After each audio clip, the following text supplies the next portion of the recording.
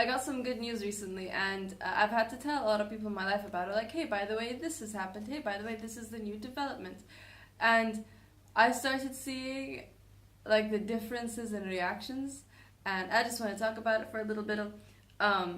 It's strange because to me this is such good news, and I'm so happy about it. I'm so excited. I'm going to be able to do new things, learn new things, all those extra things, stuff and things. But to other people, it's not always like that, and it's weird to see the reaction because it's like, oh person, you're such a big, important part of my life. Please do not defecate on my dreams. Like, if you could defecate anywhere else, that'd be perfect. Just please don't ruin this piece of good news.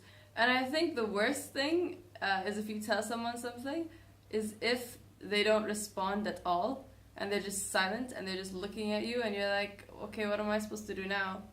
Just react in any way, at all.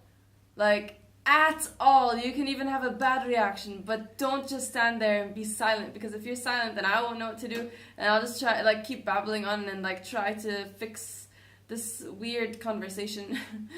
And whenever, like, something big or something crazy or something like that happens in my life, I'm always really nervous to tell my parents, just in case they think it's a bad idea, or just in case they're like, oh, Miriam, are you sure you really want to do that? Because, like, I respect my parents so much that if either one of them said, ooh, how about no? That would just kind of make me reconsider everything, and I would just be like, oh god, what if they're right? And then I would be like, oh parents, but like, how about this way? And then I'd have to not only argue against my parents, like, and be like, hey parents, like, no, not argue, debate. I won't only have to debate against my parents, I'd have to debate against myself. And that's terrifying, because I feel like I'm always on like the tipping point. I can go either way most of the time. And if there's a hint of self-doubt, I feel like things just crumble around me. And I find it kind of funny when I'm telling someone news, and then they just start asking me questions. So, what exactly? Okay, XYZ, continue. And then after like maybe a minute or two of interrogation, I'm like, I have to say it myself. I'm like, congratulations, Miriam.